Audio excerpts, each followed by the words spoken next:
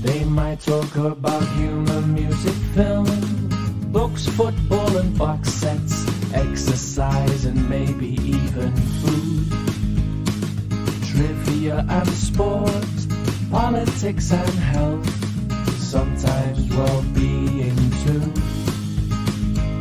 On the Life with Brian. On the Life with Brian. Hello there, welcome to Life with Brian, the Brian McClare podcast, episode 29, and we're back after a shortish break and a very enjoyable first live experience in Ireland. Mark here, and I'm joined by Matthew. How are you doing, Matthew? I'm good, thanks, Mark, and good to see you and Brian, and yeah, it was great in Ireland, wasn't it? We haven't been together since, but what a night it was.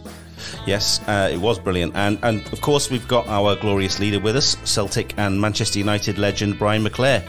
How are you doing, Chucky? You've been up to much? No, it just reminds me of that trip to Ireland, you know, where Matthew had an unfortunate incident in the garden, you know, so with which I've still got to do the sign. It just reminded me to order the sign, you know. So I think what happened was the dog had an unfortunate incident in the garden. You had an unfortunate incident, and I happened to step in it. That's what happened. Trailed it straight into somebody's house. There's always one. Okay, well, we'll move on swiftly from that and straight to our special guest. He's had a long and varied career as a TV and radio presenter and newspaper columnist, and he shot to fame in the UK as the cheeky, irreverent face of Channel 4's iconic 1990s nerd Bible gaming show, GamesMaster. And my quote-unquote extensive research suggests he is the most famous person ever to come from Arbroath in Scotland. It is Dominik Diamond, everyone. How are you doing, Dominik? I'm good. I think Andy Stewart might be lay a claim to the most famous person from Arbroath of Donald Where's Your Trousers fame. It's like me and him battling it up there at the apex of Arbroath fame. But no, I'm good. I'm a bit nervous because so I'm in Calgary, Alberta, and it's June in Calgary, which is like the worst weather time of the year. And yesterday I was doing a YouTube show with some guys, some retro gamer guys, and I've been putting them off for months and months and months, and I finally agreed to do it. And they were all kids who were inspired by GamesMaster to go into their own YouTube channels. And there was a massive thunder and lightning storm here, like there's been flood warnings and everything, and a bolt of lightning literally hit the house and everything went dead right in the middle of it. And these poor guys had been waiting like 30 years to talk to me. And so fingers crossed, there's a little bit of a rumble of thunder just now, but it's not too bad. So hopefully we'll be all right. We don't have such bad luck on this show, do we? We used to technical problems anyway.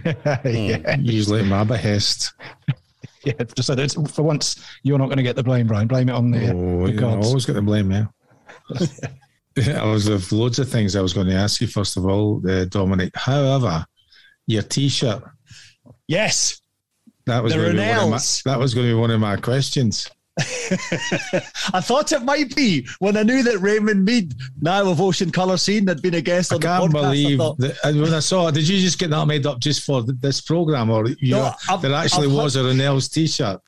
It is a genuine Ronell's T-shirt from when that was Raymond Mead's first band, and I've had it for ages. I don't wear it a lot because I'm a little bit too big for it now. I'm squeezed into it. I look like a sausage from the waist up, basically. You look well. and I thought, I know you and Raymond are great friends, and when I knew that we were going to be doing this on Zoom and you'd be able to see me, I thought, well, I'll stick the T-shirt on as a little nod to what, in my money, were the greatest ever kind of unheralded band in the history of Scottish music. Their album Motel is like the greatest lost album in Scottish music. You funded that? I did. That's why I'm so annoyed that it didn't become massive. I paid for that album to be made, and it's incredible. I was listening to their song "Bolt the Doors" earlier on today, and it's still absolutely incredible. I was amazed that they didn't, they could have been and should have been the next Fratellis, but a bit like myself in the 90s, they were a little bit too young for the kind of, for the praise that they were getting, and it turned their heads a little bit. they were a bit too young, and it's amazing, and it's great, and it's brilliant to see how Raymond has matured and, over the years, and does amazing things now. But back then, him and his brother, they were a little bit naughty and bad behaved and got a wee bit carried away. And so it's great. I mean, they're both doing well. Daniel's doing great as well these days musically. So it's good to see that they've done all right. A quote from Raymond from today. He said that if it wasn't for you, he would never have had the career that he's had in music. Wow. And he's so grateful for that. Wow. That nearly cheers me up. That's quite amazing. That's really that's great. That's really good. I'm really that's quite taken aback by that. He's done amazing stuff, and the stuff he does for Holocaust memorial things and everything. I would never have imagined in a million years that little wee ultra talented but cheeky, arrogant, cocky, gobshite Raymond would end up becoming this quite incredible human being of vast, kind of emotional depth, and make such a fantastic contribution to the world through his work. It's quite amazing. What happened with the funding of the album then? I mean, Raymond Mead, obviously friend of the show, been on before. Did you know each other as kids? What happened? No, this was when I was doing the XFM Scotland breakfast show in 2006-ish. And my pal David Wells, who was in a great Scottish band called H2O in the 80s, and he was like my older, everybody needs an older muso pal. And David Wells was mine. He knew everything about guitars. I'd go to all these gigs in Glasgow, and he would point to whatever band and he'd tell me the make of the guitar they were playing from like 500 yards away and tell me why that was such a good guitar. He was amazing. So he started a wee record company called Neon Tetra. And he said, he'd been to see these bunch of kids called the Ronells, and they were a great band. They were thinking of signing them. So I went along to see them, and they were just absolutely amazing. So it was just a tiny wee record label that David ran out of his shed. And he said, so here's the plan. We want to do that album. We want to get Greg Kane from Hue and Cry to produce it. But we need some money. And I'm like, absolutely fine. I would love to. And so, I gave them, I think it was $5,000 to do the album. And they were brilliant. And because of XFM, I got them some kind of good wee support slots, and they supported like Kings of Leon at the SEC and everything. And they were just tipped to be great, but it's one of those things that just sadly didn't happen. But like I say, it's good that if that ended up with Wayman getting an Ocean Colour scene, then it was $5,000 well spent. I'm sure I'd agree. Dominik, you're a well-documented Celtic fan, but shock horror, apparently you started out supporting Rangers and you crossed the Glasgow divide, a reverse Mo Johnston, if you like. Did you have any kind of road to Damascus moment to get to that point? I did, yeah, and it was because I fell in love with a girl. It was like all great things in life. It was all because of love. And so it was weird because I actually technically, my family weren't big football fans at all. Unfortunately, I wasn't one of those guys whose dad took them to the football or anything. So we were kind of nominally Celtic supporters, but there was a wee guy on the school bus when I was about 7 years old who was going around asking people what team they supported. And if you didn't say Rangers, you got what is known back there as a punch in the pus. So I was a smart kid. So when he came up to me, I was like, oh, Rangers, man, through and through. And so that was it. And when I was 16, I met this girl called Rachel Smith at school, and she was a mad, passionate Celtic fan. I fell completely in love with her, and she went out with me because she couldn't get Derek White. That was her ultimate. That was the guy she really fancied. And so through her, I met her best friend, Maria Petrucci, who I fell in love with even more. And they lived in Stranraer, and she had a big brother called Romano Petrucci, who had a cafe and a bar in Stranraer. So I fell in love with him more than the two girls put together, and he was my hero, and he was absolutely hardcore, mad, mental Celtic. And so he said to me, come on, he said, how can you be a Rangers fan and everything? And, he said, you're a Catholic and this and that and all that stuff. And so, so he converted me, and he took me to my first Celtic game, which unfortunately was just after Brian left the club. No, that's good. But it was it was one of the best first games you could possibly have gone to. It was Celtic Rangers when Billy Stark scored the only goal of the game, and Celtic beat Souness's Millionaires, and Souness got sent off, and that was my first ever Celtic game, and to be there in the jungle for that was just absolute. It was one of those times when you're in certain times and places in your life where you feel like you've been there for 100 years, and I felt there was a little space waiting for me in the jungle all this time, and I felt at home with this amazing Celtic family. Because I was just trying to do the maths there. You were saying 16 when you just missed Brian, but that would have been a few years earlier than that, and Brian would have been banging the goals in for Celtic. And, I know. That was a double winning year though. Yeah. So and it was also again. The centenary. That's right. Yes, it was. Yeah. Funnily enough, just after you left, Brian. Yeah, that's what I'm saying. Perfect. Yeah. Two reasons for Celtic to have a party. He's not one of the ones who are very disappointed because I let them down and I left, so that's quite good, That it was I know it's interesting because I remembered you saying, I think it was on the Mark Steele episode. Yes, it was about Frankie Boyle saying how you broke his heart when you left Celtic. And but luckily I didn't do that. And it's interesting because I worked with Frankie Boyle just before he became famous Frankie Boyle. And I remember once, what was it? It was some Scottish Cup final I watched in my house with Frankie Boyle and Ricky Brown, who was a Rangers fan, who was a columnist in the Scottish Sun. And we walked round the corner from a house on the south side of Glasgow. And there's two pubs. There's Herrick's Bar that's hardcore Celtic, and there's a pub I'm not even going to name that's hardcore the other side. And we had to walk past one to get to the other. And that was one of the many times where I was greeted with a volley of Nazi salutes from the opposition. So I was there with Frankie Boyle that day. And he wrote the foreword for my book, Celtic and Me, the autobiography that I wrote. So he's a cracking guy, Frankie. I was going to say that Celtic do feature heavily in your autobiography, don't they? Yeah. It was kind of it was interesting. So when I first came to Canada for a couple of reasons. One was basically a midlife crisis. So most people buy a Harley Davidson. I bought a farm in Nova Scotia, and so I moved there and kind of very quickly lost all of our money trying to have a farm. So I was desperately trying. How did you persuade your missus and your kids to leave the south side of Glasgow to go into a farm in Nova Scotia? Because you're not a farmer, are you? No, I'm not. There's no background like that to do it. Oh, I know that. I've seen the thing where your quotes are saying it's the best year of your life. It was. And I can imagine that how wonderful that would be to be in control of your own destiny, in the sense you're growing things and you decide you've dug all this stuff out. And what was your favourite plant you grew? I think it was. I think corn. I was really pleased with my sweet corn because I grew. Like you had a maze.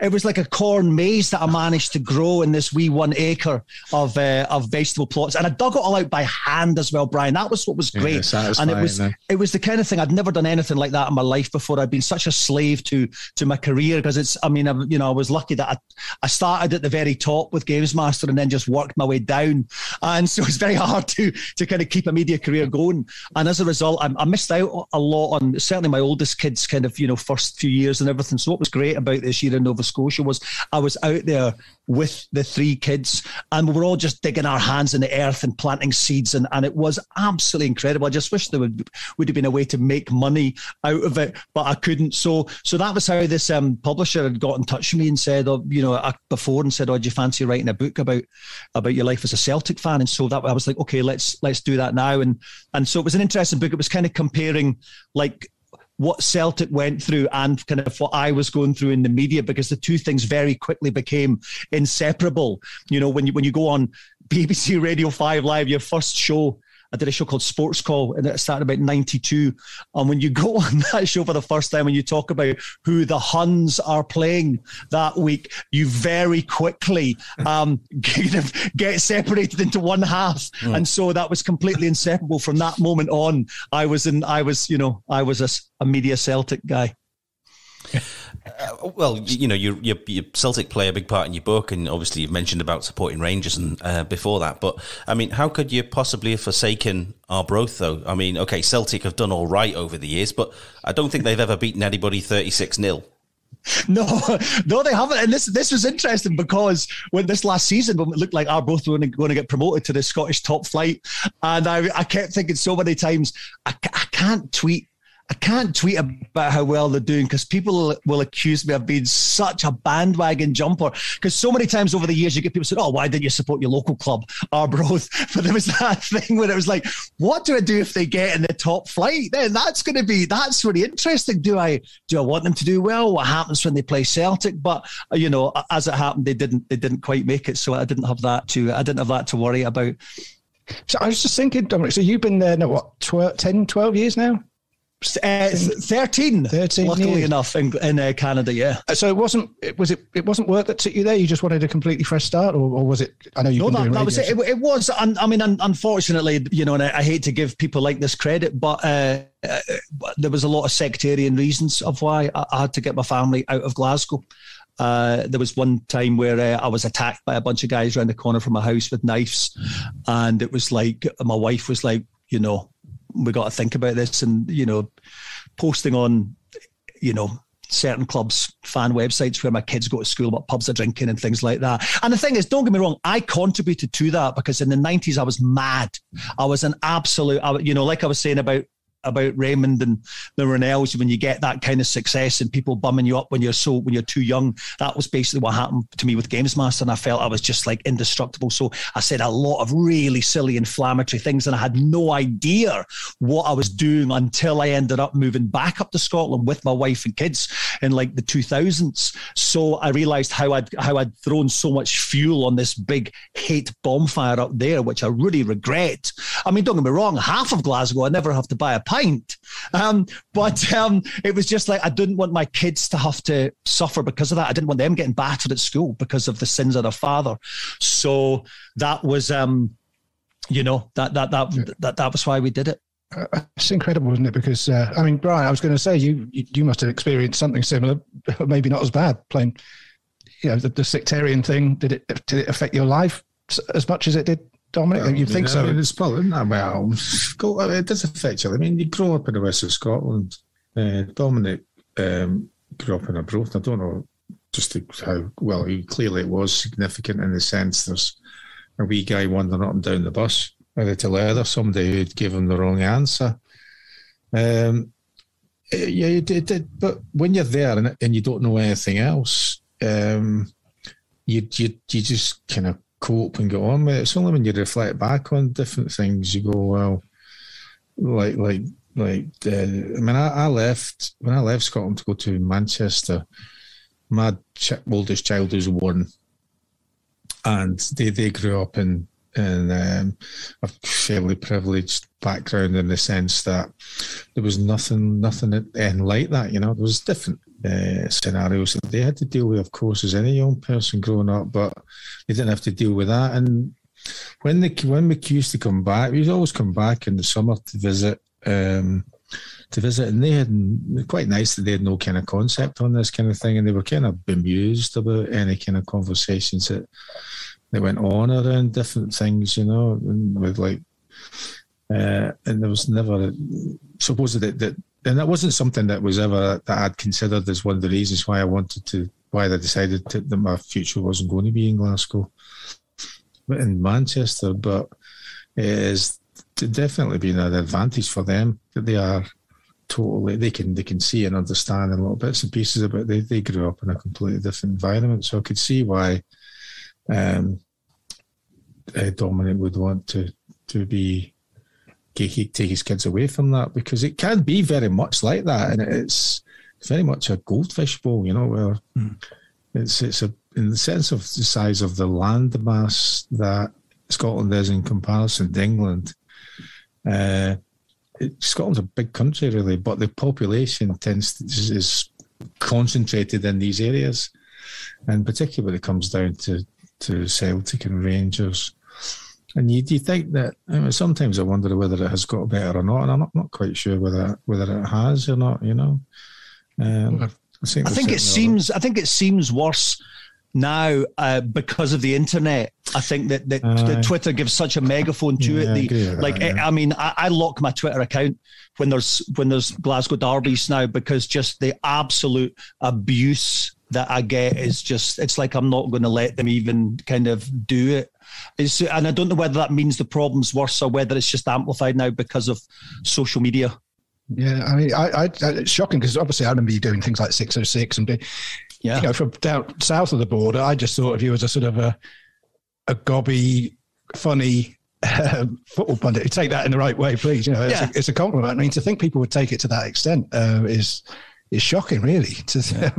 Because it was of an era when that happened. I mean, you followed on from people like Danny Baker, and there were a lot of people that spoke their mind, and it was a great period for radio and television broadcasters. But for that to be taken to the extent where you'd almost be fearing for your life is a big deal, isn't it? But I think that's also the reason why in Scotland you don't get many football pundits or broadcasters that are Celtic or Rangers fans. They tend to be other clubs, and I think there's a reason for that. It's very hard. I find it. Well, I certainly found it impossible to do football radio shows without letting my inner fan come out. And I don't know how that's possible, because it's a game that is built completely on passion. So I could never disassociate that passion from the punditry. Yeah. And maybe there's other people that can, but I don't think if you're a fan of a Celtic or a Rangers or a Man United or a Liverpool, I don't think you can disassociate from that at all. No, that's something I've noticed with some Scottish pundits. They often say in interviews or what have you, they support St Johnstone or Clyde, and I'm thinking, come on, pull the other one. But I can see, obviously, from your experience, I can see why they do it. And I mean, it's slightly different. I mean, I live in Liverpool, and Liverpool-Everton's a huge rivalry, but you wouldn't get that kind of, it's not to that extent at all. I would say it's probably not like that in Manchester either, Brian, or anywhere south of the border. It's a different level of because it only perpetuates, and it's only important at that particular moment or that week before. So the week before the derby, it's important, and it becomes tribal, that kind of thing. It's a day-to-day scenario when you're living in Scotland, and a lot of that for me is down to the fact you're segregated from the moment. No, sorry, you're segregated. You grow up in whatever area you grow up, and if you've got fairly open-minded people, which most of the people in Scotland are, and you're all playing together, and you play together until you're 4 or 5, then the next minute you go to different schools, and you go to different schools, and there could be a school next to you, and I do remember being in the schools, certainly when I was brought up, the school, the non-denomination school and the Catholic school right next to each other, and there was a great big fence or steel fence thing, but there was gaps in it. And we'd be throwing stones at each other. But then after school, when we went back, we were playing with each other. Really? So it's this kind of thing about what is happening here, a bit like, the ones that rule are the ones like Dominik mentions, the guy who says, or the girl who says that, you have to be this particular way. And from a very early age, it's every day of your life in a certain way, just because you're wearing a different uniform for the next person. And I suppose one of the ways and certainly it appears to be, certainly what I can see, is that there's more and more situations where kids go to school because it's the best school that their parents think they should go to. And there isn't so much about the uniform, there's more of a casual kind of dress sense to do with, particularly what I see in primary school, But certainly when I was at primary school, you were marked out. And the other ones were mapped out. So if there's a squad of one particular people heading down one particular road, you had a choice whether you wanted to take your chances and see what happened, or you took a completely different route. And a lot of that depended on about how hungry you were. What I found interesting in Canada, though, is when you take that out of Scotland, it's not the same. Like where I live in, I mean, Calgary is hardcore blue nose. It really is. I mean, there's not a lot of Celtic fans over here, tons of Rangers fans, and I know them all, and we have a laugh and we get on great. Every year I do a fundraiser for the Children's Hospital here in Calgary. I do the Burn Supper, And I would say that is like, it's probably 99% Scottish expats and 98% of them are Rangers fans. And I mean, those are some of the best nights I have. And both of, I mean, I wind them up, and both parties use lots of words that you're not allowed to use these days, but there's something that's different about it. It is, and I hate when people use that as an excuse, but it is banter. It is, it's a humorously tribal thing, but you take that and you put it into Scotland and knives come out. And I don't know what that is about Scotland, and maybe just because it's smaller, maybe it's because it's more concentrated population-wise, or I don't know. Do you still have a radar, Brian, when you're out drinking? I mean, I've been out for a few pints with you in Glasgow, and I've never seen you get any bother. But would there be a place where you'd go, "Whoa, hang on a minute, put the brakes on. I'm not going anywhere near there"? No, I don't think so now, because I think it's more like, I mean, though, you just have to be fairly sensible. I think that again, it evolves around a particular moment. So I'm not sure. I wouldn't have any problem of wandering into any place that I knew was generally supported by a particular team. I think there's a different situation where it might be when it becomes a bit to do with a particular situation. So maybe I wouldn't go in to certain places after a negative result, and after of long days of drinking. Most of the time, when I've been in anywhere I've been, I don't, and it's the same thing that is like Dominik says. Any kind of things that I've come across have been banter, humorous sort of stuff, not offensive at all. And I think that maybe that's something to do with you. If you just kind of live your life as the same kind of people that they are. I'm fortunate enough to be myself and had a vast array of experiences, but I'm a football fan. I was a football fan before, I was a football player, and I'm a football fan now. But I don't go running around try to change other people's views on what they think about. They support their team, I support my team. So there are, but again, when you're brought up with that, and you've already got this radar about, which is set from a very early age, going to primary school, secondary school. You're always wary, and that's not just about. I think that's just circumstances anyway. It's applicable to any city where you're in. I think you've always got to be wary of anything could happen now. But the problem that I have is that I am also an arsehole, and that doesn't help. In that I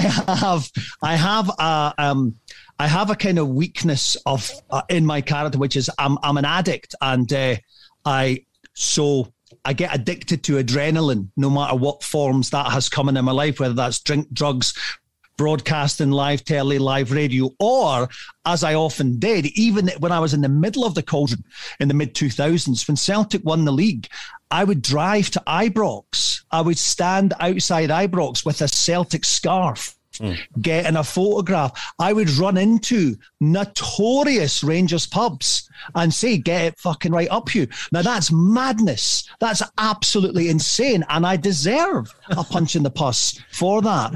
And no matter how much I know that it's wrong, and this isn't even in my 20s, but this is, when I was a dad, when I was, in my late 30s in Glasgow with 3 kids, I'd still do it, because there is something about that, that tribal kind of hooligan football thing that appeals to the addict in me. And thank God I'm in Canada, where they're just so laid back. You can go to a hockey match over here between two rival teams, and the fans are sitting together having a beer. They really don't care. Vancouver's the only place. Sometimes Vancouver, when they lose big matches, they set cars on fire. That's pretty bad. But generally speaking, there's not that same thing. And just as well, because I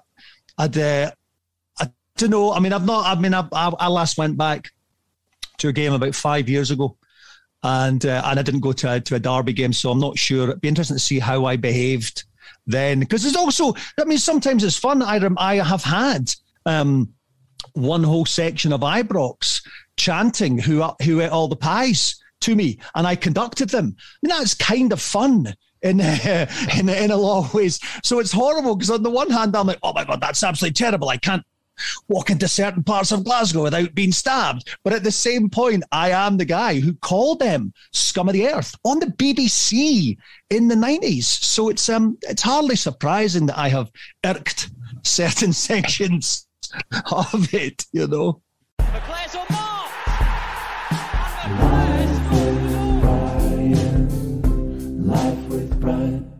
Support for Life with Brian, the Brian McLeod podcast, is brought to you by Manscaped, the best in men's below-the-waist grooming. Their products are precision-engineered tools for your family jewels, and Manscaped's Performance Package is the ultimate men's hygiene bundle. Join over 4 million men worldwide who trust Manscaped with this exclusive offer for you. 20% off and free worldwide shipping with the code McClare at manscaped.com. So, Brian, during your career, you're always remembered for your assists for famous Manchester United goals by the likes of Mark Hughes, David Beckham and Eric Cantona. I think it's fair to say you know a thing or two about great balls, don't you?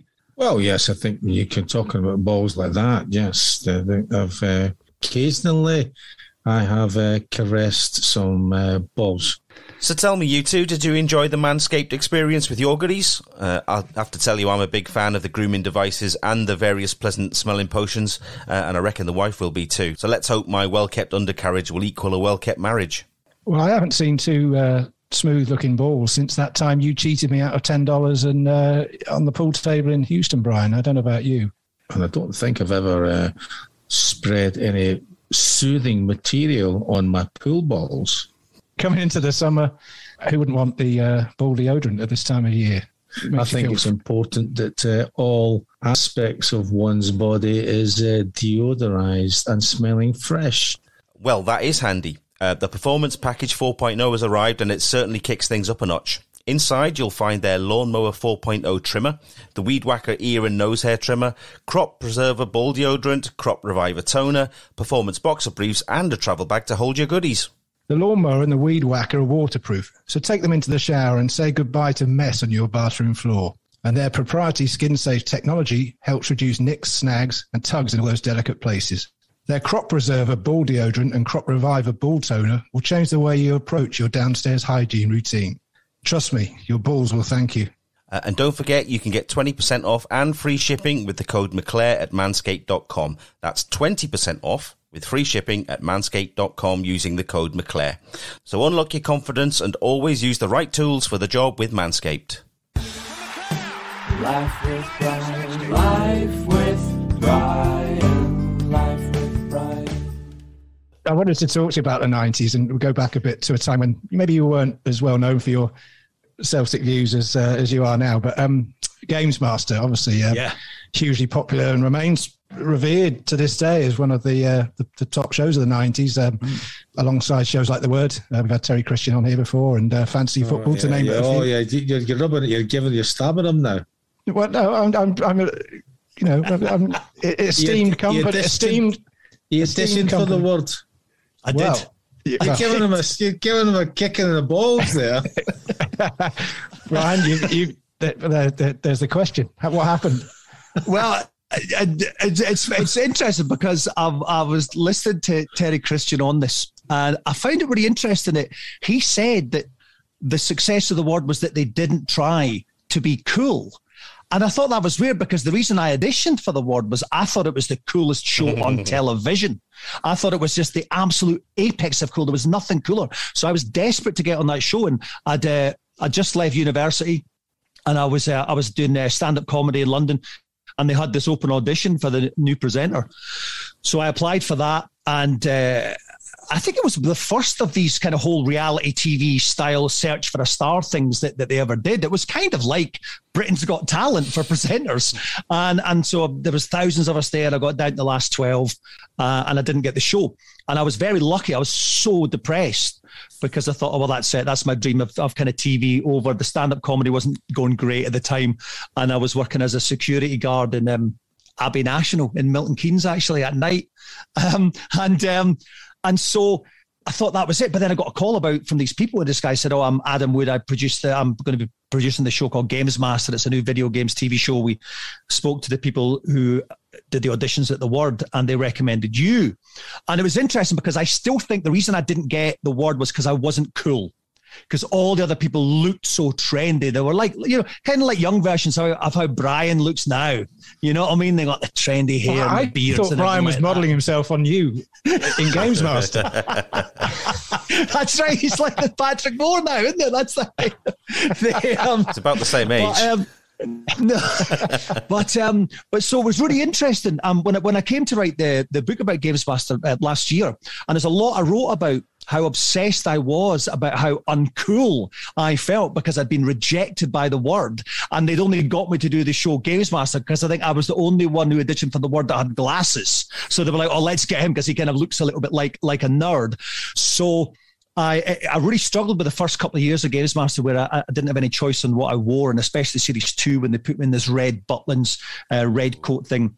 And I felt humiliated. I felt, this is horrible. And that's why after my time when I left the show and came back, and I was like, right, I was in charge of everything. And I know this might seem so silly and superficial, but I was like, I'm wearing what I want to wear and I'm looking how I want to look. But the problem is that when you are, the thing about television is that if you're the face of the show, that's what gets all the publicity. So I was, the show was getting 3 million viewers. There was newspaper articles about it every single week. And they all had this picture of me looking like an arsehole in a red jacket. And I hated that. And meanwhile, there's Terry Christian on the Word. They're like, all right, welcome to the Word. I'm looking at these wearing these trendy T-shirts and everything like that. And I'm like, and I met Terry years afterwards. And I really liked him and I got on well. But I'm not kidding.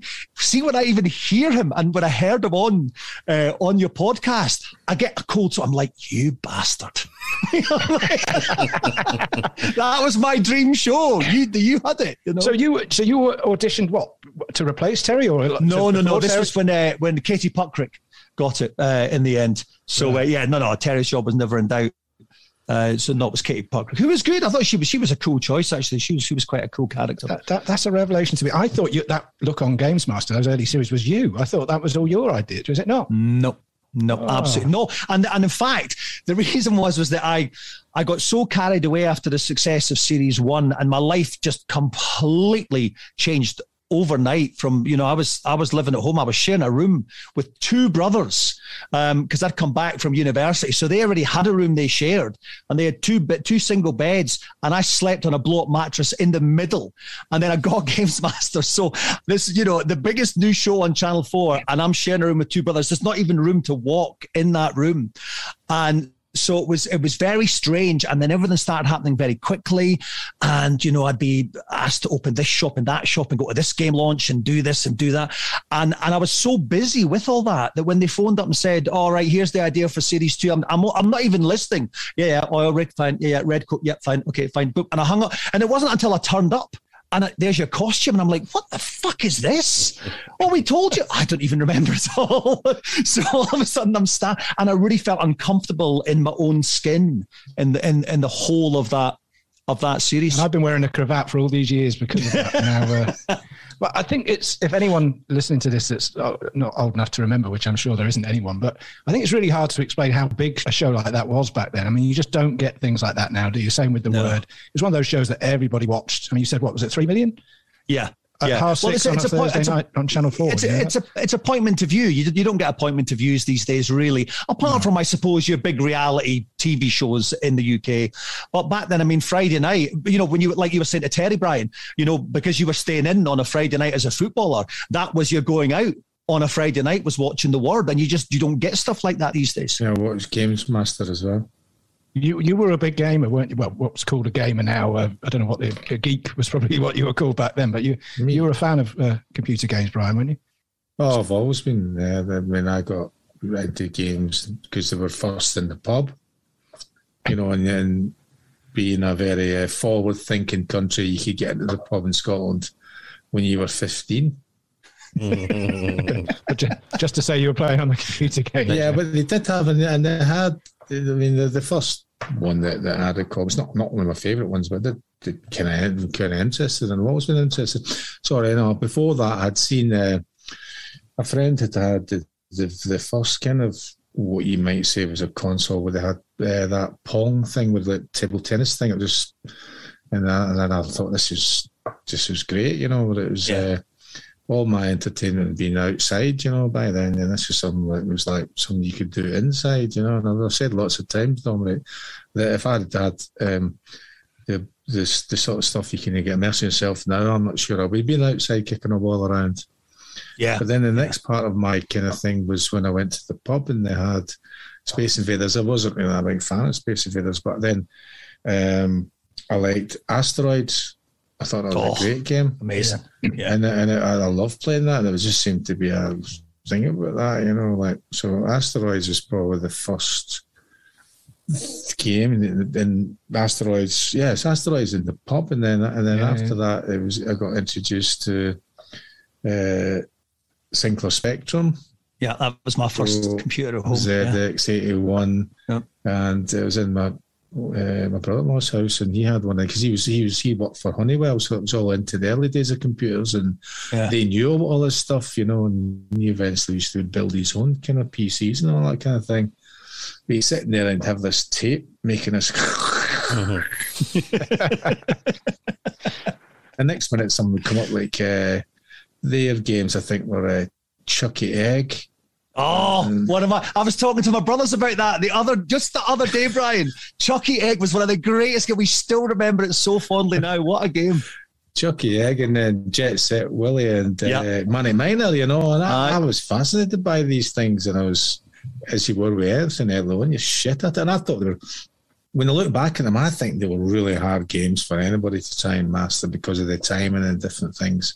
But also you had to sit there and that kind of, you had to be very patient, because I think I got a ZX81 and I'd be sitting there for ages waiting for it to load and then getting fucking irritated when it came up with the error message and all this stuff. R-tape loading error. That was it, stuff, and it was like, when you compare it to stuff now, you're thinking, why was I sitting there, for all that period of time to maybe end up playing for 20 minutes and then getting fucking frustrated because you couldn't get past that next level or whatever else it is. And then when I went to when I moved to England in '87, I remember we were going shopping and I came across a display in I think it was one of those wholesale kind of places like Costco, and they had a Nintendo display.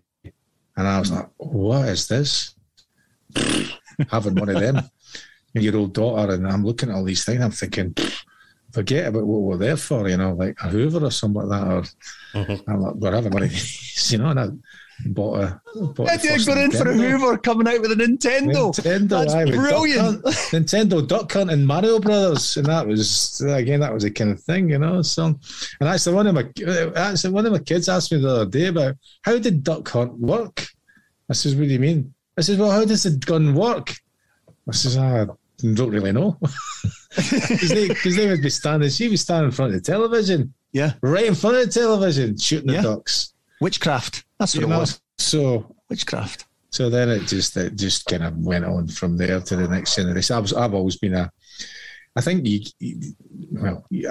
same as anything else. I've always kind of tended towards Nintendo because that was my kind of thing was Nintendo. Yeah. I because at the time and I wanted to see what it was like. I persuaded Gary Palliser, who lived across the road from me, to get a Sega Mega Drive. Get one of these, big man. What's that? Get one of these. You'll like it, He bought a Mega Drive. It was 16-bit at the time, Yeah. And he saw the Hedgehog, so we'd go over there and watch him play. Or we go at that. So I wasn't investing. We'll see what it's like. It might be shit, because I was like, that was my Nintendo, But then GamesMaster the same thing, and I used to record it. And then I watched the first episode this morning, and I was wondering to myself, why did I continue to watch this program? And do you know why it was, Dominic? Why? Your first guest. Who was the very first guest? The first celebrity guest, or? Yes. Who was the? That's it, because I just wrote a book about it. Who was the very first celebrity guest? Put him out of his misery, Brian. And I'm interested to hear what your opinion of him was as well. Well, the answer is John Fashanu, correct? Oh yes, of course yes, and that's because we got him on because he knew the boss, James Hewland. Oh, great. That's right. Yes, Fash. Yeah, that's right. Fash came on. Yeah. So, Brian, obviously a loaded question. Well, I said to you, what did you think about him? I liked that. I thought he was all right. Why? Am I not supposed to like him or what? No, he's not supposed to do anything about him. I'm just saying that it's just all about opinions of different things. He was good. What I liked about Fash was that, as opposed to a lot of footballers that we had on the show, was that he had. You knew he was made for telly. He had that energy, and a lot of footballers don't have that size of personality, and that's how I was thinking when you said you were a gamer, Brian, and Pallister was. Why didn't you guys come on GamesMaster? Because we didn't live around the corner like Vinny. Oh, that's true. Aye, that's probably true. Yeah. That's why Vinny Jones was on so many times, because we'd get people like Stan Collymore dropping out on the day, and we knew we could phone up Vinny Jones because he'd just live around the corner from wherever we are. That's how Vinny Jones is on just about every single series. But I always struggled with the footballers. I really did, because they didn't have that size of personality, and we loved doing the football challenges every single series, and it was fine when you got people like Graham Lasso. You can always tell the difference when you get a Graham Lasso on. He's obviously a slightly different level of character. Phil Babb as well, but it was interesting because that was I don't think I would have been able to do the sports radio stuff that I did for the BBC if it wasn't for GamesMaster, because video games were my way into footballers, because they all played video games. So it was, I think it really helped me. And the same with XFM, that I think part of the reason that show was such a success was because the likes of your Arctic Monkeys and Mike Skinner from the Streets, and they loved video games. Yeah. So we were able to get exclusives with the Arctic Monkeys because they watched GamesMaster as a kid. So it really kind of fed into lots of different aspects of my career that way. Does it still break down doors these days? I mean, it's funny, isn't it? Because we're talking about something that started 28 years ago, something like that. So nearly, what was it? 30 years. Yeah, 30 years ago. So, and people are still talking about it of a certain age, but it still holds a lot of water for people I speak to. I mean, you tell people I'm chatting to you on this, and they'll go, "Oh yeah, GamesMaster. Yeah, I love it." I think I realised that when we did the book and we launched the Kickstarter campaign for that, and I started getting lots of messages from people, I realised that, like, I knew it was successful on one level, but I didn't realise what it was doing to so many kids was kids who liked computers, who back then, before being a nerd or a geek was cool, they used to get bullied at school because they weren't playing sport and stuff, they weren't in the teams. And I heard from so many of them who said I got the shit kicked out of me because that was my hobby. And then this show came on and I was like, oh my god, other people like this thing as well. And it turns out I've made friends because of this. And so many people, it actually was the kind of bright spark of an otherwise kind of quite kind of dark, miserable childhood existence. And I think that's why you remember it fondly, because we're all looking, we're all looking for things to make teenage life in particular better, because it's just an assault course of hell and pressure and stress. And that's how a lot of us find it through bands, and we always remember them. So like, I will always remember, Paul Weller for the Jam and how they got me through my teenage years. And, obviously it's not, Morrissey is a problematic character now, but the Smiths, I wouldn't have got through me fancying girls and them not fancying me back if I couldn't go and listen to the Smiths and realize that it was okay to be depressed and alone, because there was a great art to be, to have that. And I didn't realize until recently that's what GamesMaster and video games did for kids in the 90s. Yeah, and it was rebooted not so long ago. I mean, did you have any view on that? What do you think? Whoa, it's a complicated answer, that. Okay, so my view is I didn't watch any of it, and I didn't watch any of it because of a reason, and the reason is that Robert Florence, who presented the reboot, I like him a lot. I go back a ways with him, and I didn't want to be asked what I thought of it and say whatever and it to affect his chances of being a success on that show. So I made the decision to not watch it. So, I'm not saying there weren't conversations that happened between me and the producers, but obviously those conversations were not fruitful, shall we say. Yeah, fair enough. So, well, seeing as we mentioned Terry Christian, we'll ask him what we asked you. I'll ask you what I asked him even. Yeah. Tell you've had so many guests on that show. We've obviously mentioned a lot of the footballers, but you had Take That, you had musicians, you've got favourites and arseholes that Well, I think I'd have to say Robbie Williams from Take That is my favourite because he did the foreword for the GamesMaster book. I've been so lucky with forewords for books. You know, I've done two, Frankie Boyle and Robbie Williams, which is pretty good. And we were very lucky that we wanted someone who was a guest on the show who was very synonymous with the 90s, but who was still a big name now. And for me, there was only two people, and they were also my two favourite guests, which is Zoe Ball and Robbie Williams. So I wrote a note to Robbie Williams, to his agent, and I just said, hey, listen, hi, Robbie, you know, I don't know if you remember me, Dominik Diamond, I was fucking huge in the 90s. You were on GamesMaster, you won the Golden Joystick, we're looking for a forward for the book. And I woke up in Calgary 2-3 days later, and there's an email in my email box from a Rob W. And it was Robbie Williams. And he's like, Dominik, you survived the 90s as well. How did we do it? He said, I'm down in LA now. I'm guard. I don't drink now. I garden instead. And I was like, I said, Robbie, this is what I did if I went to Nova Scotia and I had a wee farm. And I spent the week swapping tips with Robbie Williams between Calgary and Los Angeles about manure and the vital role that getting the right manure has to have if you're a gardener. I was blessed in Nova Scotia with a horse farm next to us. And I tell you, if you take one thing away from my appearance on this podcast, if you want to be a gardener, it's all about horse shit. It's all about horse shit. Anyway, so he wrote the foreword. Yeah, pretty much, yeah. So he wrote the foreword, and it's a brilliant foreword as well. So I'd have to say Robbie. And also, he was one of those, there was certain 90s characters that I kept crossing with throughout that decade. Robbie was one. Jarvis Cocker was another one, although I never spoke to Jarvis Cocker until he came on XFM Scotland. I was always a bit intimidated because I loved Pulp so much. But Jarvis Cocker was one of those people, every party I went to in the 90s, and I went to every party in the 90s, I saw Jarvis, and we'd look at each other and it would be like, oh, fuck you again, man. You're the only guy that's as big a ligger as I am. These things. But Robbie, I had, I'll tell you what, one wee story about Robbie. So I went to Ian Rush's testimonial when Celtic played Liverpool. It was a fantastic night. I mean, Celtic got absolutely humped, but it was first time I saw Kenny Dalglish play live in the flesh. And even at that age, he played a half for each team. Best player on the park that night. He was absolutely amazing. So I went out. Two great things happened that night. I met the Spice Boys, Liverpool players, and I kind of hung out with them a bit throughout the 90s. But I also met this girl. It was always about girls. It was always a love thing.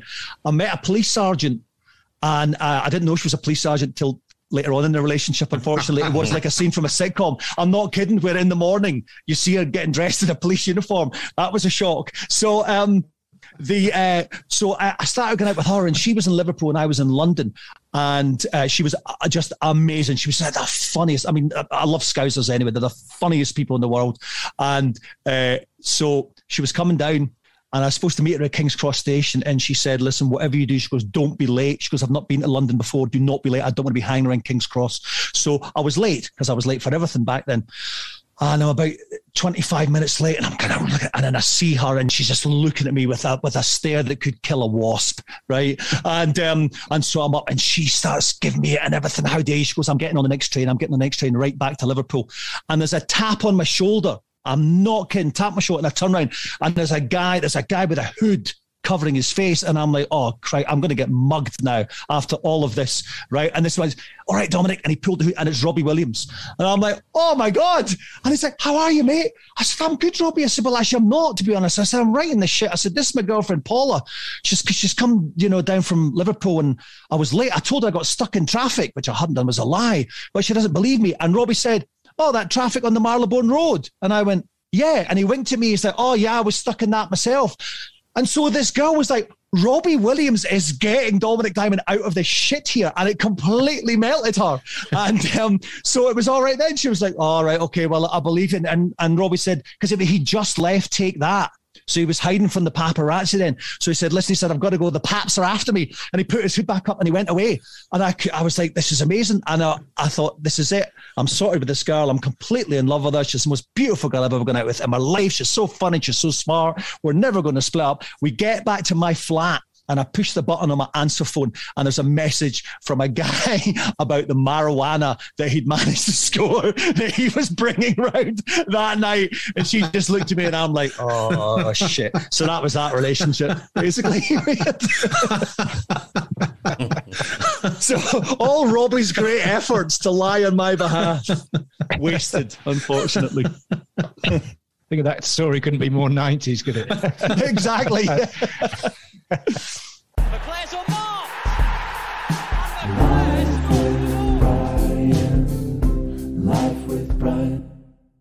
I was going to say, before we touch on some of these other points, important points in your life and career, you've got something new on the go on Substack, haven't you? Tell us what that's all about and where to find it.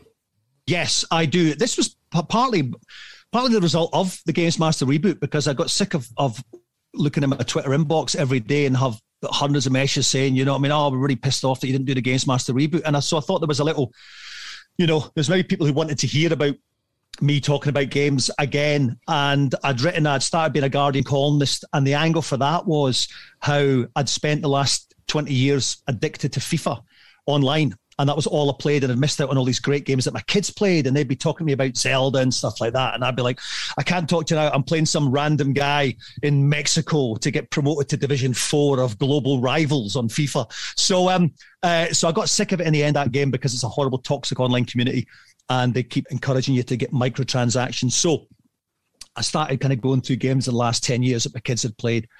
And I thought, I love it, but it's only once a month in the Guardian, and I got so excited about it again, so I wanted to talk about them more. So this thing, Substack, is a thing a lot of writers I like use, because you can go direct to readers instead of, you know, having to wait for a magazine or a newspaper.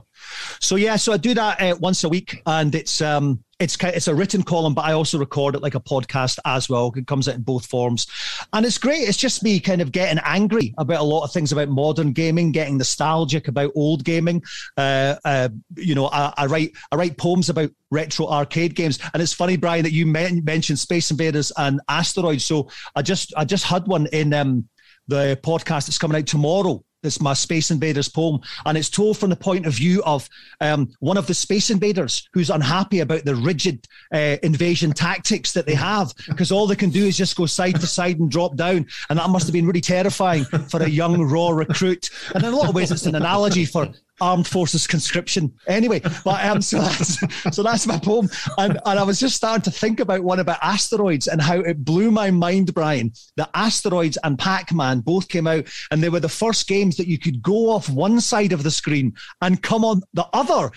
And that blew, I was like, how can this even, it's like a time, how can this even be possible? It was that moment for me, because games had always been enclosed by the outside of the screen until Pac-Man. And Asteroid more, because it was, you could go anywhere on that whole screen, and that blew my mind. So I'm trying to write a poem about that next. Do you play some of those old retro games? Because my brother's big into his computer games and of that era as well. And he's got one of those little boxes where you can load up Pac-Man and Asteroids, and you go back on them, as we did. I saw them the other week, and we played Asteroids and all the games that you've mentioned. And I know they're primitive and basic, but they're still great fun, aren't they? And yeah, I think what they do, and I'm thinking about this for future Guardian column, because I've got to pretend to be clever for the Guardian, and I'm trying to think of there's certain rhythms that you get into with certain games that is almost kind of Zen-like, and there's things with Space Invaders is a great example. There's that move, shoot, move, shoot, move, shoot. And with modern games, if you get in like things like Street Fighter 2, there's these kind of beat 'em up combos, and you can get into a lovely little rhythmic pocket in a game that I find is actually quite therapeutic and quite soothing. And amidst all the chaos that's happening in the game, if you get into that, and I call it the kind of inner game rhythm. God, I've changed so much now. I'm a Guardian writer. It's terrible. People from Scotland, what is getting right up you? And I think old retro games do that in a way modern games don't. I'm just thinking, Brian, if you'd been playing, 10, 20 years, 10, 15 years after you hung up your boots, you would have been an incarnation of FIFA, wouldn't you? You'd have had to... Yeah, you'd have a FIFA card, yeah. Although, funny you should say that. When we were talking about Fashnu on GamesMaster earlier on, the game that he played against the kid, the challenger, was Man United in Europe, which is a game I had, which would have featured you and Brian Robson and Steve Bruce. I wasn't, because I watched it and I'm not in that. No, it's Man United. It was Legends 11 or something, isn't it? No, they changed it for Bruce the game. was in it, and Robert was in it, and it was Tommy Taylor and Dennis. Yeah, it was but I did have that Emily game. Hughes and all that kind of thing. Yeah, it was a Legends 11. But one of the things that you just saying there, when I was reading about some other stuff that Dominik, is that when you're talking about, for me, it's kind of going a different way around now with games, right? And then I saw you talking about it, was that me sitting there waiting for this tape to load in order to play a game. You've got it the other way around now. You play a game and then you've got to wait because they decided they're going to bring an upgrade to the game. But you've got to wait for it. So that period in between, that ZX81 to the whatever they decided to give these things now because it generates a great amount of money. So when I'm buying the problem when I'm buying Nintendo is that at that particular time I used to leave it on all night, because if you didn't leave it on, there was no memory like that kind of thing. So my ideal thing was, with regards to consoles and that, was when it remembered where you start from the point of, and I think that was for me, golden age of playing games. And now you get to a time where you go, what do you mean I've got to download the next version of it? Yeah. So it seems to me be the other way around, like it starts off giving you're hooked into it, and then can I play it now because I've got to wait for the tape to load. But the difference is that back then it was the technical limitations that were responsible for that, and now it's just sheer capitalist lust for money and profits. That's what's horrible. That's the worst part of video games today, is that so many of them are released multi-episodic, different patches, and it's just all about money, which is bad, because how much more do they possibly need? It's the biggest entertainment form on the planet. It now dictates what movies and TV do. So many movies and TV adaptations are based on video games that it's the most powerful force on the planet. How much money do they need? They think they could cut gamers a break. Yeah, but we've not got to the stage in life, though, all of us really, where we're trying to, and you've just explored a year in your life when you had the farm, about what's more important, really, or how you satisfied. And it's not about how much money you've got, I don't think.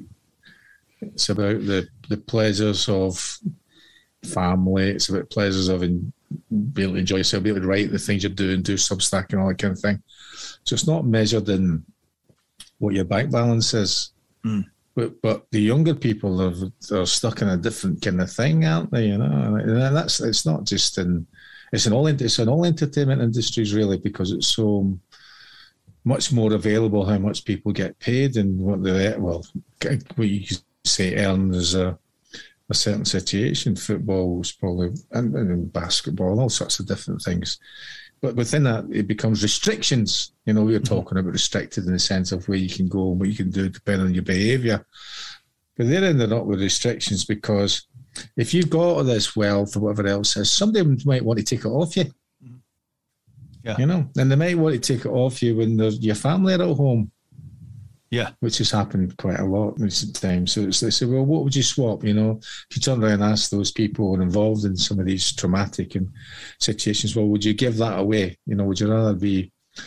See, for my idea of playing football, I wanted to be a professional football player because it was growing up and I watched the Lisbon Lions, and that's why I fell in love with football. But the whole idea of football was that I wanted to play in front of crowds, and I wanted to have that excitement and enjoyment. But when I left the stadium, I didn't want that to come with me. Mm-hmm. Now, like you and GamesMaster, the same thing. You don't have any choice about that. That's a ridiculous thing to have, but that's how I would want it to be. Now you're in the characters in all these different scenarios in sport and in all the different things are influenced by all these other people round about them who are making money out of them because there's so much money to go around, and they are being persuaded to do lots of different things because it's probably maybe suit them more than it suits the individual. Maybe they're not as much as thought about what's the best thing for the individual. Like in football, for example, the representatives might say, well, no, you go and it's best to go here because you get another £10,000, £100,000, £500,000, without considering what's the best thing for that particular individual. And the other part for me was that I wanted to win things. Mm-hmm. You know, I used to get pissed off when my sisters coming home on Sundays with big, gigantic trophies from Irish dancing. You know, fucking Irish. They got these trophies and all that. They've got nice dresses. Not that I wanted a nice dress and all that kind of thing, all embroidered on it, but all the fuss round about it, you know. And I was like, I was 14 before I got my first medal, a loser's medal, and some. So what you're saying, Brian, is to hell with the Premier League and the Cup Winners' Cup and the FA Cup. You wanted a medal. You wanted a trophy for Irish dancing. Is that what you're saying? Well, I didn't do Irish dancing, so I wasn't invited. Irish dancing. I didn't know guys could do Irish dancing until later on. Irish dancing's loss was football's gain. It's sure funny that. you mentioned about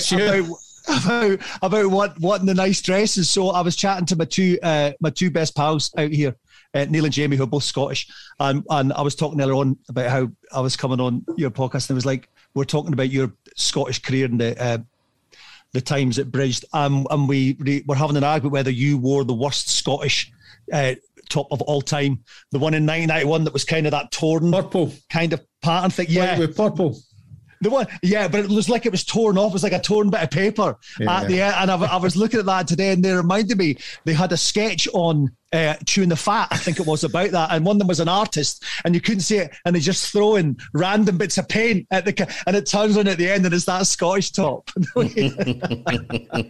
Yeah, I've been involved in a few. Because at that period of the 90s was like that, not just in the international football, club football as well. Yeah. There was a picture of you, the one we were looking at, it was you and Gordon Strachan, and it was interesting because I remember interviewing Gordon Strachan years ago for one of the BBC things, and we were talking about Celtic Rangers stuff, and he said one of the reasons he left Aberdeen was he hated playing either side in Glasgow. He said he got so much of it, he got sick of it. He said that he found it so nasty. That was one of the reasons that he wanted to get out of Scotland and ply his trade elsewhere. He got attacked at Celtic Park. That's right, he did, yeah. Was it you, was it? No, that's when he was a Rangers fan. Yeah. Get right up, you Gordon. No, Gordon was a Hibs fan. Gordon was brought up in Edinburgh as a Hibs fan. I was going to say, talking of hidden talents like your Irish dancing, Brian. Hidden talents? No, hidden maybe desire, not frustration. Talent. Yeah, frustrated Irish dancer that you are. We spoke about music briefly at the start of the show, but you're a bit of a musician, Dominik, aren't you? As well as many of your other bows that you have. I dabble.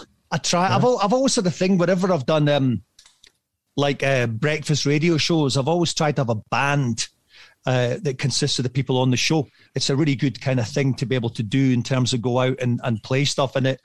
I mean, my dad was a pub singer in Arbroath, so I played classical guitar at school, but I never really had a band until I did the XFM Scotland morning show, and there was we were looking for a promotion to do for Music Week, and so I sang, I played guitar. Our producer Scott Shaw, he played bass in a few bands, and we had our amazing newscaster Marissa De Andrade, who'd never played a musical instrument at all, but she was a dancer. So we knew that she had this kind. She knew rhythm. She was a tap dancer.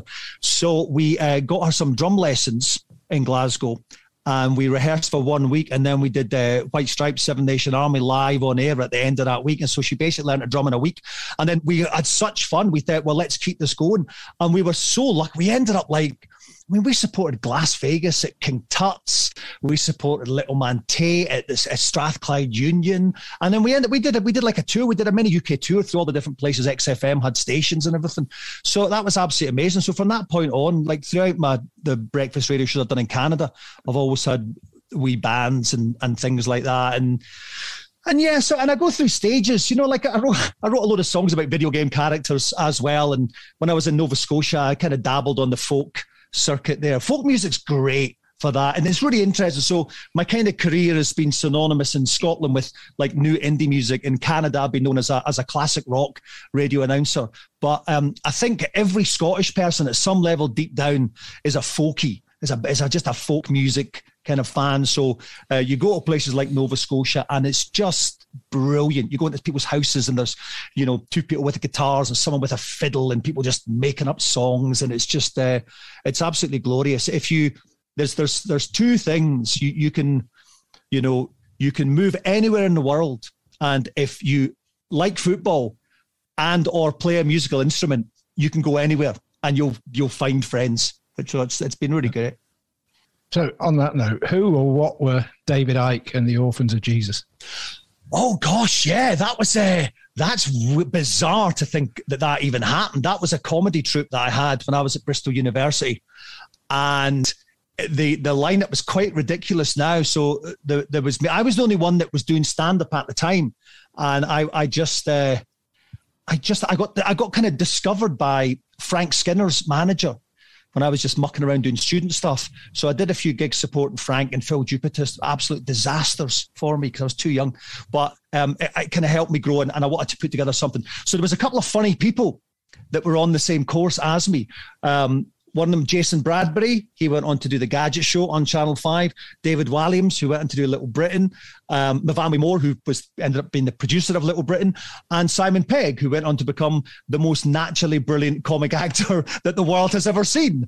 So we did this thing, and we did it in a wee cafe, the Dome, in Clifton in Bristol. And I emceed it, and these guys would come up with a different acts each week. And we did it for like about 6 weeks, but it was, as you would imagine, with that kind of caliber of people, it got incredibly popular. We only stopped it because we had our final exams. I wish we'd kept it going. Can you imagine if we could have a reunion of that? It would be fantastic. But it was quite incredible to see, especially Simon. I was okay, but I had to work really hard at comedy, at writing jokes, at being an MC, everything like that.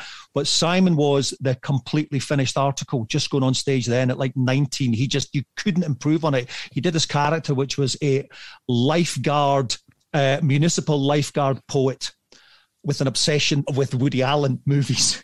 It was just so random, but his timing was, and I looked at him and I mean, it was great, but it also depressed me because I'm just like, oh my God, I'll never be this good. I'll never have that innate comic ability. So it's quite amazing to think of all those people in that wee room at 19. I know it's like the Man United class of 92. That's basically what it's like. It's like an entertainment version of that. well put. Well, in your long and very varied career on radio and TV, surely nothing can top going off to get crucified, and that's literally, not figuratively speaking. Surely, yeah. You know what's really interesting is that this is the first time I've been on a podcast that anyone's even brought that up. I think it's weird. I think people kind of go like, did that really happen? No, that must be a misprint.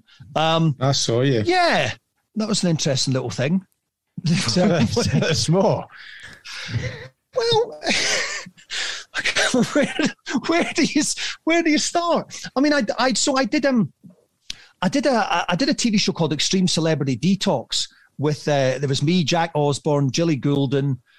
We were trying to conquer our fear of heights by rock climbing in Slovenia, and I'd mentioned to the producers as part of that about my lapsed Catholic faith, and so they said, they thought it'd be quite interesting for me to try and rediscover it.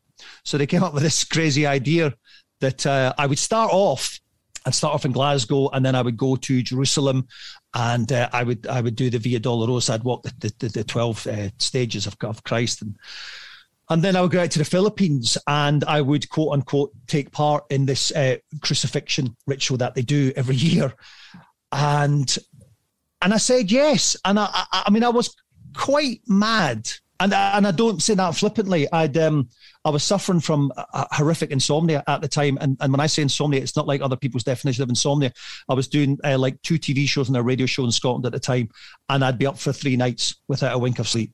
And it was unbelievably, it sent me completely mad. So I kind of said yes to this in the middle of all that, thinking that it might give me an answer. And the crazy thing is, if you take away the not getting crucified bit, it did, and it was an amazing journey, and it was amazing going out to Jerusalem and with Clarence, who was the head of the Church of Scotland, and walking around, and it really educated me in politics there and everything, and he would show me different things about the left bank and all that stuff out there, and so.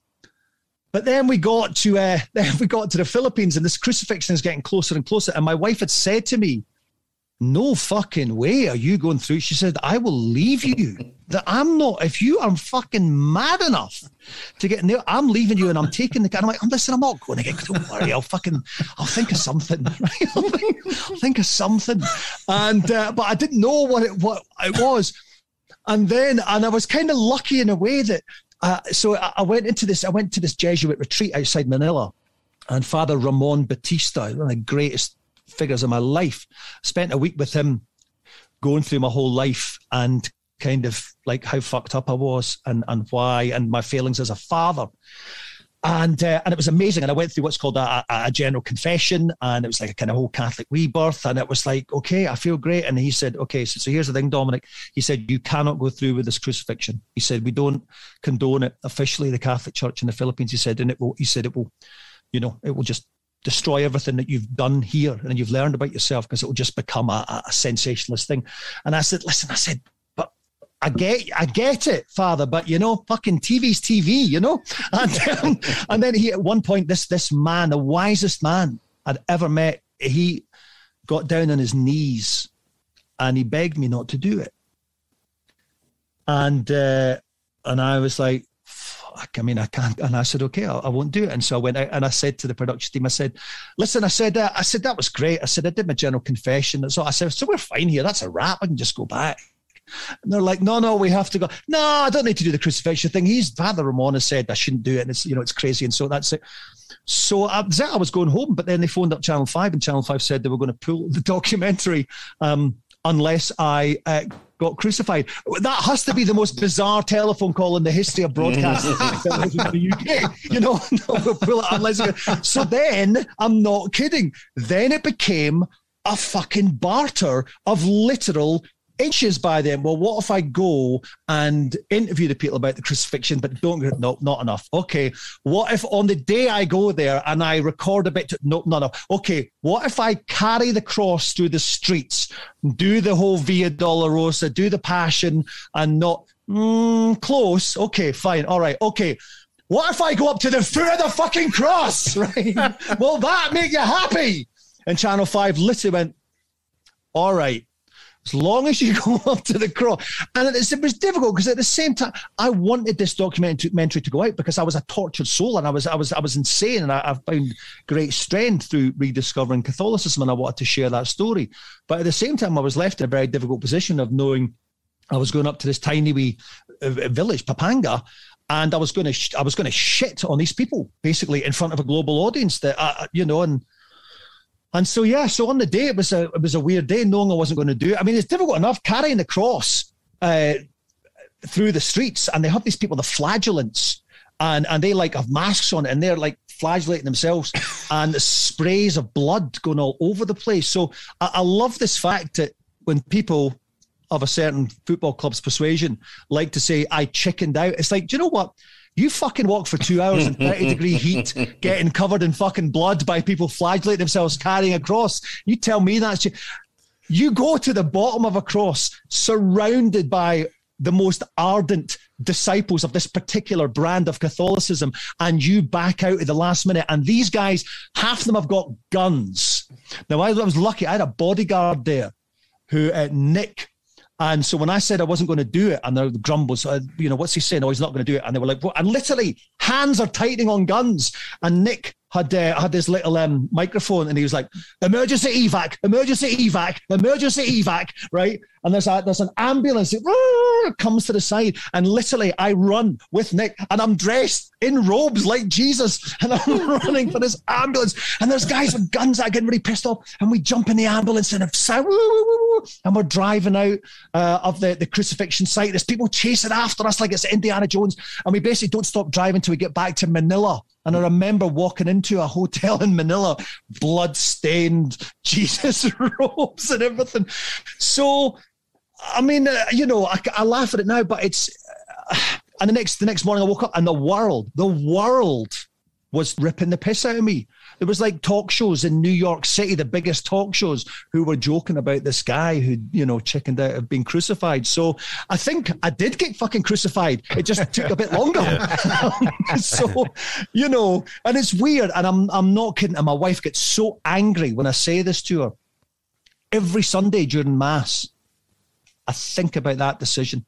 And a lot of times I wish I'd done it, which sounds mad, but I wish, because it would have been like, then people would stop taking the piss, but my wife would have left me, and, you know. Well, I mean, I've got to, obviously, you know, there's a certain Monty Python-esque element to this whole story, but certainly the footnotes, and I feel for the wife of this guy. Apparently, one of your fellow crucifix, if that's the word, actually did go through with that crucifixion on that same day as you were there, but apparently that was for the 20th time. Yeah. Yeah, I interviewed him. I helped paint his cross.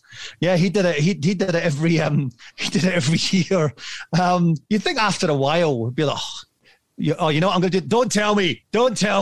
You're going to get that crucifixion thing again? And it's funny because I'm glad I can laugh at it now. One of the things a couple of years ago, and I was mulling with taking a show to the Edinburgh Festival, and it was before COVID happened, and I did start writing it. And so I am going to do an Edinburgh Fringe show, and it's called Dominik Diamond, A Little Cross. Dominik Diamond is a little cross. So, and I want to do it because, you know, it's a good story. It's funny. It's, and it changed my life as well, and I'm kind of glad I did it, but it was at some cost. It's always going to be the thing that people will nail me, to coin a phrase, over. And that's the thing as well. It's just like, every time there's a Glasgow Derby game, again, that's the thing, all the tweets, if Celtic beat Rangers, it's like, you know, if I happen to say anything inflammatory, you just open up, and it's all these pictures of me from the crucifixion, and I'm like, so you guys have this on your, you guys just wait for every game just to post this? What the fuck is up with your life? You don't have other stuff, you know, that you should be getting on with, you know?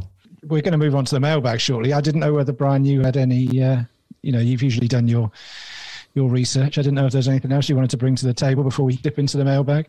You're thinking of getting crucified yourself now, Brian? Well, we've talked about Brian on reality TV before, but that could be a different... I've been crucified on a daily basis. Crucifixion by hairdryer.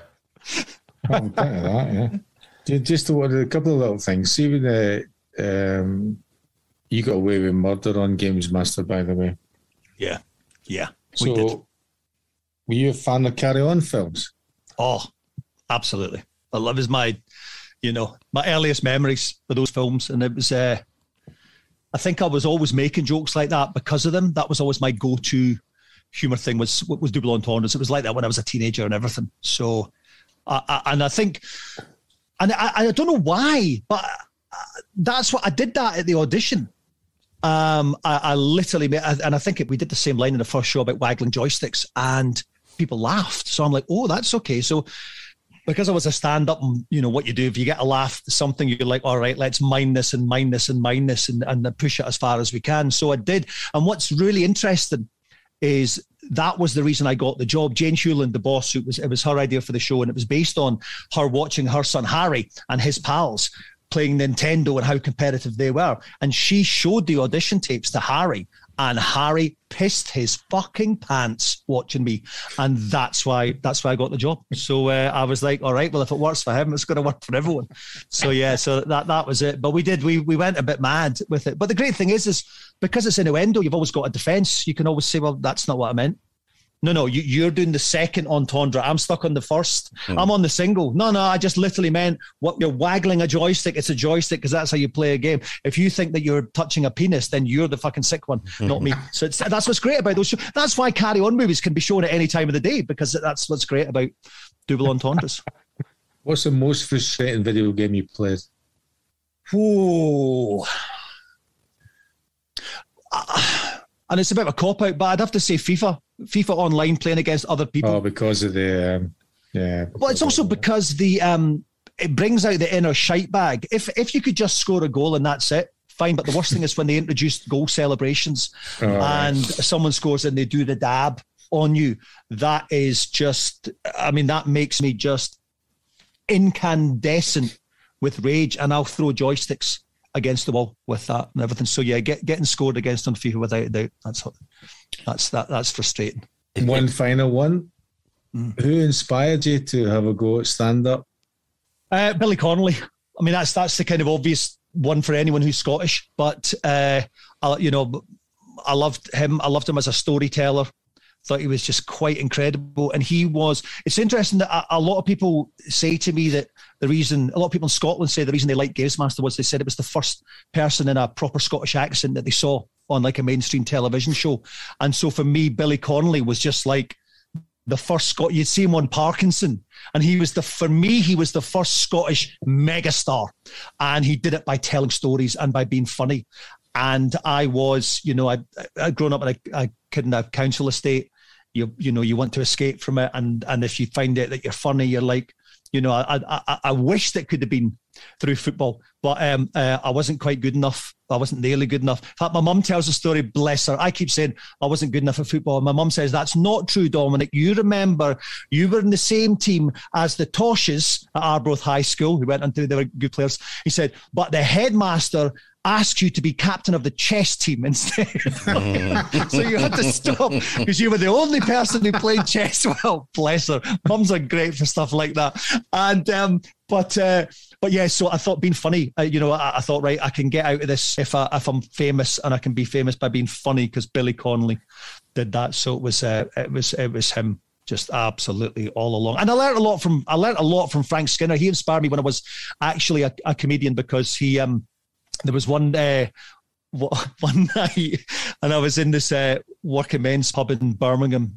He was emceeing, and I was first on, and I went on 18 years old, little round glasses, clean shaven, and I was doing political comedy. Don't ever do political comedy when you're 18 years old in a working men's pub. And I went on stage and I was like, hands up, who hates Maggie Thatcher? And literally, guys were like, fuck off, you fucking little twat. I was fucking getting bombarded. And I'm trying to do this political stuff, and I fucking died a death. And after about 3.5 minutes, I'm like, oh, fuck this. And I said, right, that's it. And I walked to the bar, and Frank comes back on, does his stuff. The rest of the acts do great. And I'm sitting in the bar having a drink. And I honestly wanted to kill myself. It was just, there's nothing worse than that, by the way. Dying a death as stand-up comedy is the worst feeling in the world. And I speak as someone who backed out of a crucifixion. So you know how bad it is. And Frank Skinner comes up to me, and I look up and I'm like, oh, well, there's Frank. He's the reason I'm doing this. He's the one that spotted me down in Bristol. He's going to, he'll put a fucking consoling arm around my shoulder. He'll make me feel better. And Frank Skinner comes up and was like, hey, you are fucking shit, weren't you? A big Frank Skinner smile. And I'm like, what? He said, oh, man. He said, you've never seen anyone die like that before. And then he went, and here's why you died. And he sat down and he fucking went through all these things that I'd done wrong. And he's like, you can joke with an audience, but don't fucking go up there and challenge them from the off. You got to warm them up, first of all. Don't go and fucking, he said, you started off by slapping them. Don't slap them, fucking cuddle them, tickle them, then do the, and he was brilliant. I learned so much from Frank. So he was probably the inspiration when I actually started doing it. And that was what was great, to finally get him on GamesMaster in Series 4. That was like me saying, okay, Frank, did I do all right? I kind of tried to learn from you. So that was nice. McClare's mailbag. McClare's mailbag.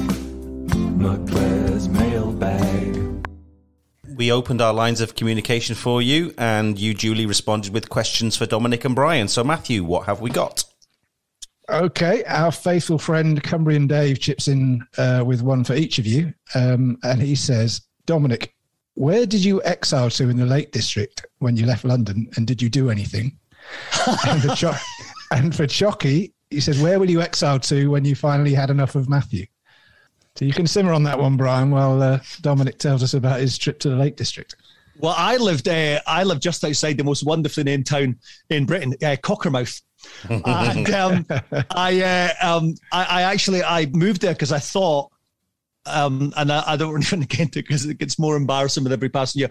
I believed the Millennium Bug was going to happen, and that's the perfect example of what what cocaine does to you. They say it makes you paranoid. It does. I believe the Millennium Bug was real.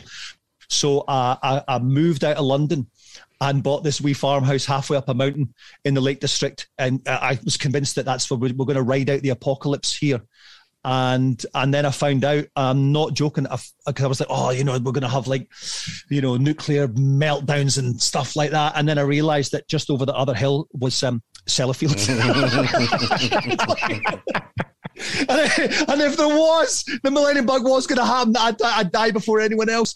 So, so we spent a year in the Lake District, and it wasn't a happy time. Not because the Lake District, people were lovely there, but I realised I had literally given up an entire media career in London, stepped off the property market in London that I would never be able to afford to go again because of an irrational paranoid fear fueled by a cocaine addiction. So, and then so that's why I went back up to Scotland. And one of the many times I've had to restart a career from start.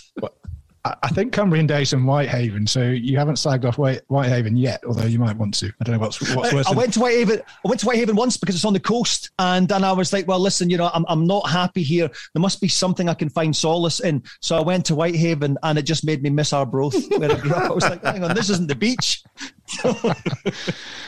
So I was going to, he's asked you there where you're going to go to avoid me, Brian, but the irony is, if anything, you're moving closer to me, aren't you? No. Well, don't want to give away. The simple thing is, because you're so typically English, is that anywhere in Scotland would be away from you. So there's not anywhere in Scotland, because you will not. In fact, you travelling to where you actually live in Liverpool is a bit of a problem for you, because you are very much a home counties wee boy. Maybe I was in a previous life, but no, you are. As we said before, you don't live in Liverpool because it's cheap. The price of ale makes a big difference to my it's cheap life standards. So and we don't have to pay the alcohol tax like you do in Scotland. So it's a win-win situation. So moving on swiftly, Martin Lee wants to know, and this one's for you, Dominic. Who were the biggest celebrity cheats you ever had on GamesMaster? Let's just say, I mean, it's not his fault, but let's just say when Yuri Geller was on and he was playing that game using only his mind, maybe it wasn't just his mind. Maybe there was a researcher behind the curtain, maybe assisting in some way. But that we just said, I mean, that was all set up as a prank. And in Yuri's defense, he did do that old, draw something and I'll tell you what you've drawn thing on me. And it worked. And so, and obviously he moved the ball for Gary McAllister's penalty in Euro 96. We all know that's the truth. God bless him for that, eh? You, going off topic, you would have got on GamesMaster had you been asked, wouldn't you, Brian? As long as fashion would have been, yeah. Of course I would, yeah. Well, no, I haven't said that. It would have been down to Fergie, that. I mean, I'd have been delighted to go on, but you had to get his permission. Would you have had to run something like that past him? Immediately. Do you imagine trying to explain to Fergie what you were going on? And what? Well, the thing is about it, he might have watched it and went, yeah, that's right up your street, you weirdo. Well, it was pretty sensible considering what else you could have been on. I mean, you could have been on The Word, or you could have. There's a lot of other things you could have been invited on. Yeah, but I mean, see when you're like outside that kind of thing, you can go back generation to generation depending on what the different thing is. He would have been like, you're playing football on the television rather than going outside and kicking a ball about, or you're playing cards on this. What is this? You're doing. He wouldn't. Yeah. At that time, he wouldn't have got it at all. Yeah. The irony is that in a way, it's probably exactly what he'd want his players to be doing: not going out, not drinking, not doing anything, just staying at home and living quite a secure lifestyle for a footballer. No, I mean, perfect, like that kind of thing. But that control you can have over. That would have been perfect for him. That control you have over the whole thing, that you just that they're your players and that's exactly what you do, and also the challenge, if there was such a thing as kind of real life, the kind of thing about where you build your team and you're competing against someone else and you're using all the things that you believe in against maybe some of the what they believe in. So modern era that I can imagine them being quite into playing that kind of thing against a Klopp or Guardiola now, where you've got control over the players you choose and see how that all transpires, I'm just loving this alternate history that could have happened. That if you had come on and as a result, Fergie had started playing Championship Manager on the PC, that'd have been fantastic. I can see him getting really into it as well. But the irony is that all I see now, well, from what I know, all footballers do now is play computer games. That's all they do. They don't drink, they don't go out, they don't do what they did in your era, Brian. They just sit in their big mansions and play FIFA. So maybe you're ahead of the game. Have you got cameras attached to all these people's houses? I said from what I hear, the impression I get, you were setting the standard for the modern day professional. Yeah, but it's I mean, people say that all sorts of different things about playing games, and it's probably no different from all the games we used to play where we had to play in the street and you might have to involve lots of different people to play games, kick the can, hide and seek, all these different things. I suppose that the negative thing is that you're not getting the exercise you would when you get involved in those set of things. But everybody likes to escape, and games give you a great way of diverting away from getting crucified.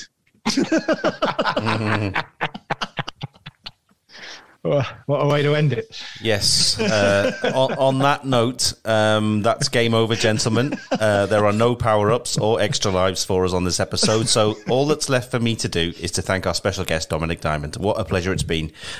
Before we let you go, Dominik, remind us of the details of your Substack, your Twitter, and anything else you want to plug. Okay, at Dominik Diamond, Dominik, because there is one poor guy who's at Dominik Diamond, Dominik, and I feel really sorry for him after Glasgow Derby games. So the more poorly spelling members of the Rangers fans. So unfortunately, target that guy. And yeah, so my Twitter's the best thing. That's got all the details. The Substack address is a bit cut. It's like DominikDiamond.sub. So forget that. Just follow me on Twitter, and you'll see there's the big banner at that on the top of the page. And can I just say that this has been an absolute thrill, that you are such an utterly unique former footballer, Brian. You're just such a unique character, and you're fascinating, and it's brilliant talking to you. You really are. As someone who has had problems in their life, because I'm a little bit weird and random and different, it's great to talk to someone who is also weird and random and different. I'll make it continue. Brian, Matthew, thank you both very much as well. Thank you. And thank you, guys. Dominik, it's been an absolute pleasure. Thank you. Yeah, thanks to you out there for listening and for joining us once again on our little odyssey through football and other nonsense. We are back again soon, so please hit subscribe on your podcast platform of choice and follow us on Twitter and Instagram at Brian McClare Pod for details of future episodes and other random McClare bits and bobs. So, bye for now. Life with Brian, talking films or music. Life with Brian, talking TV and food. Life with Brian, talking trivia and exercise. Life with Brian is different every episode. Life with Brian, talking politics and football. Life with Brian is different every episode. Life with Brian, Life with Brian.